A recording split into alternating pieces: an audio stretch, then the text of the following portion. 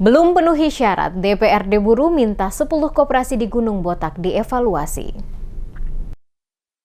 Ketua Komisi 2 DPRD Buru Jalil Mukadar mengambil sikap tegas terhadap rencana aktivitas koperasi di kawasan Gunung Botak. Dalam rapat kerja beberapa hari lalu bersama koperasi di ruang rapat DPRD, Mukadar menegaskan bahwa mayoritas koperasi belum memenuhi syarat dasar untuk beroperasi. Dari 10 koperasi yang diundang, hanya 9 yang hadir. Namun hasil evaluasi menunjukkan kesiapan yang jauh dari harapan. Dari hasil rapat, hanya 3 koperasi yang hampir memenuhi seluruh persyaratan. Sementara 7 lainnya masih memiliki lebih dari 3 syarat yang belum dipenuhi. Artinya, secara keseluruhan, sebagian koperasi belum layak untuk beroperasi. Ketua Komisi 2 DPRD Buru Jalil Mukadar menekankan bahwa Komisi 2 tidak akan memberi ruang bagi aktivitas yang belum memenuhi ketentuan. Menurutnya, memaksakan operasional di kawasan tersebut berpotensi memicu konflik dan persoalan hukum.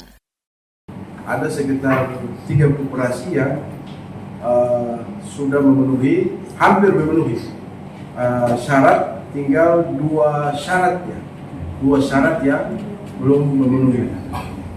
Terus untuk 7 koperasi itu lebih dari 2-3 syarat yang harus dipenuhi. Sehingga kalau dalam waktu dekat ini 10 koperasi melaksanakan aktivitas di Gunung Botak, dari keputusan rapat kita tadi, Komisi 2 meminta untuk ini harus dilengkapi dulu, supaya pada saat melaksanakan aktivitas di Gunung Botak itu tidak ada celah atau tidak ada syarat yang tidak lengkap, sehingga tidak jadi permasalahan di kemudian hari.